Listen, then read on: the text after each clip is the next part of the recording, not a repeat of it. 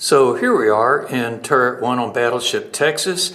We're standing in the right-hand gun sleeve on the turret house level. So what we're looking at here is a Mark 12 14-inch 45 caliber gun. And let's just kind of do a little walk around on it. First of all, if you look at it pretty closely, one thing that you're not going to see is the gun barrel itself.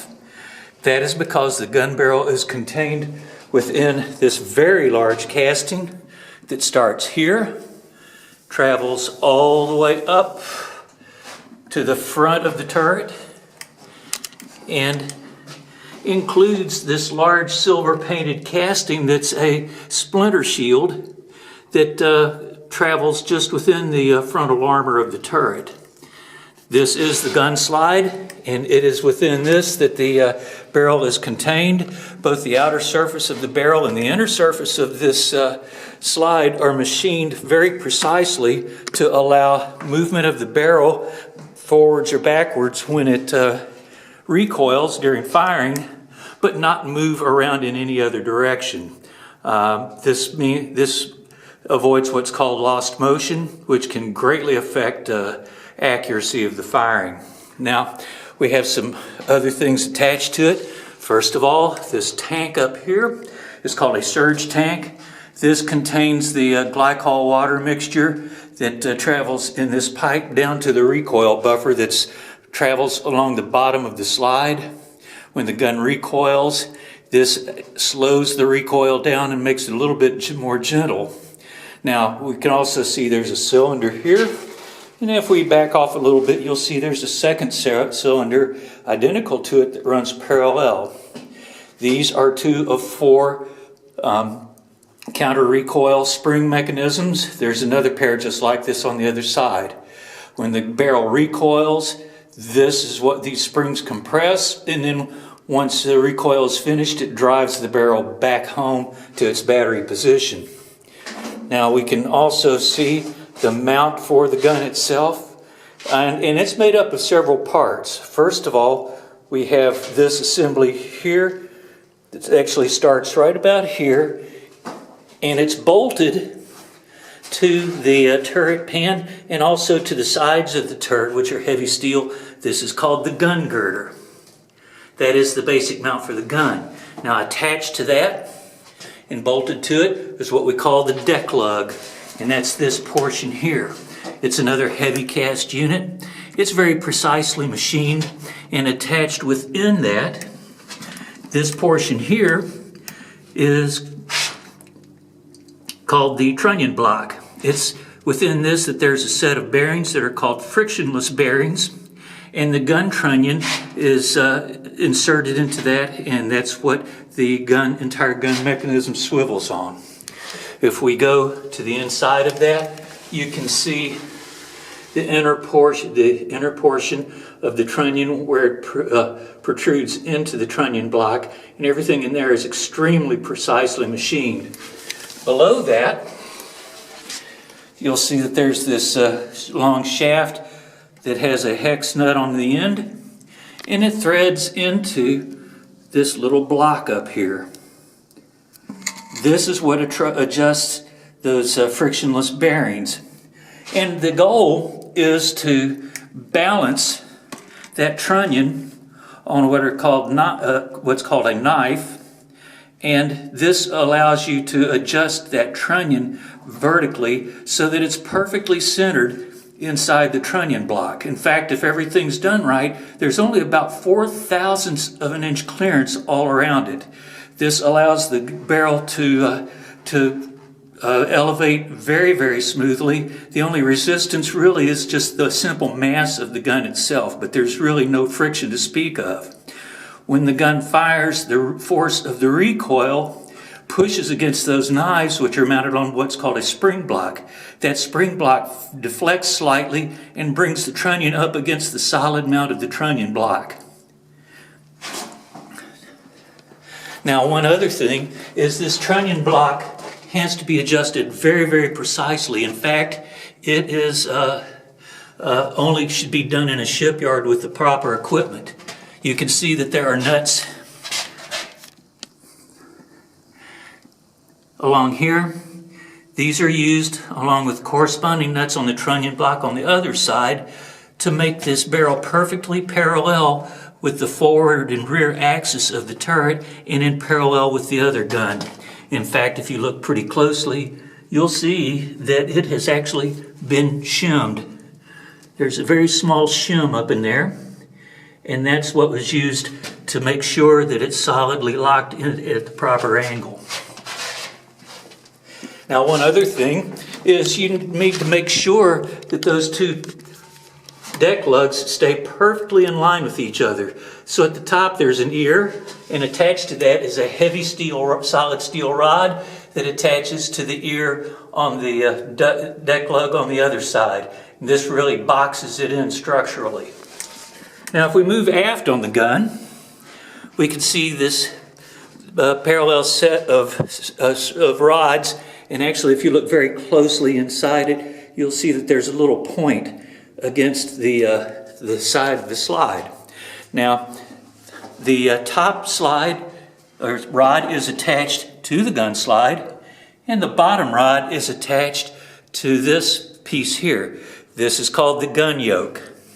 When the gun recoils, this portion, which is attached to the barrel, will recoil back 40 inches.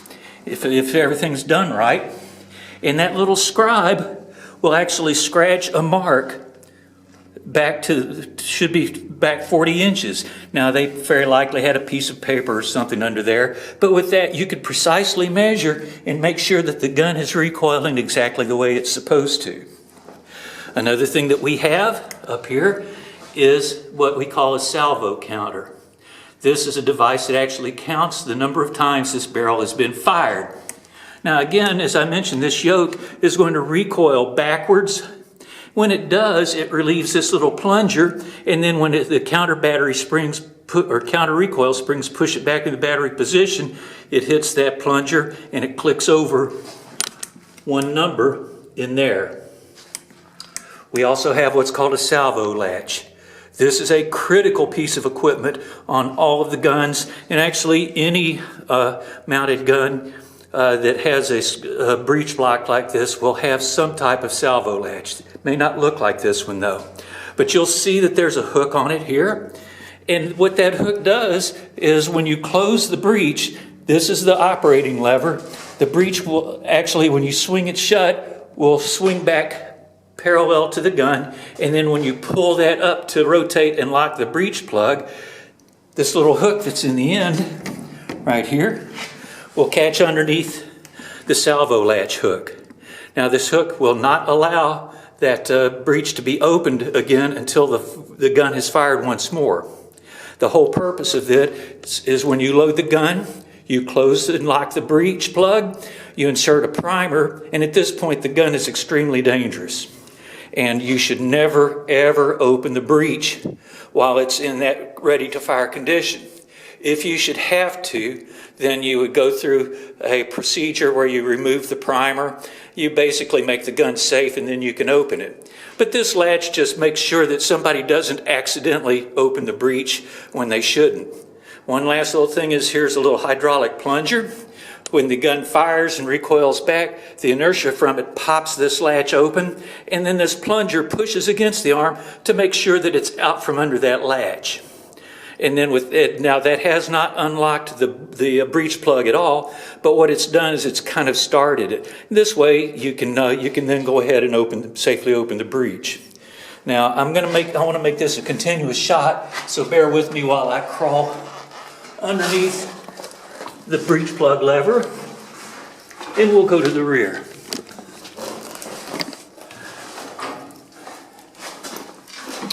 Okay, I'm on the other side. Now one thing I had mentioned is you cannot see any of the barrel except in this little gap here between the yoke and the slide. There is one other place you can see it, which certainly makes sense, and that is up inside the breech, looking into the bore. I'm going to shove these dummy powder bags back to get a little better view. And I'm going to pull my little LED flashlight out, and maybe we can see a little bit more up in there.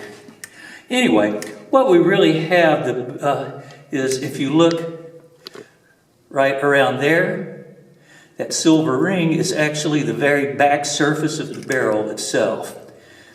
All of these threaded portions are part of what's called the screw block, which is its own, which is also attached to the barrel, guess what? By screwing into place. Now, I'm going to step back away from it some, and we'll be able to see the breech plug. Now, the breech plug has a very important feature to it, and that's called an interrupted thread design. Now, original breech loaded guns back in the late 1800s literally had a continuous thread, and you had to keep screwing and screwing the plug until it screwed in tight in there. Well, that's not practical. So the next step is you just simply cut sets of threads. Well, you can only have 2 sets of threads that basically take up 50% of the circumference so that you can swing them closed and then rotate them in place. Well, strength kind of becomes an issue there. Perhaps those aren't enough threads. So with this design, you've basically separated it into 4 staggered sections. And you can see them here. There's 1, 2, 3, and then there's the plain section. What this allows is you now have basically at least 66% of the circumference of the breech plug will structurally lock into that screw plug, into that screw. So once you swing it shut, and it only takes a 90-degree movement of that lever there to swing it up, to rotate the block, lock it into place. We have one other issue with this, though, which is if you do not have this precisely opened, when you go to swing it shut, you might catch one of these threads here on the screw box thread and easily create a burr. Well, that's a serious situation that takes some work to clean it up. So what we have is this little cam here. When you swing this shut, that cam is going to catch in that little curved section that's cut in the breech up there. Right there.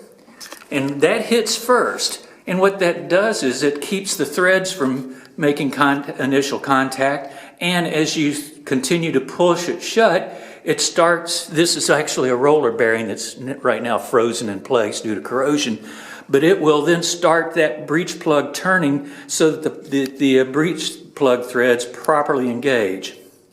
Now here's one other little thing to take a look at. You see this black band here? This is called an obturator.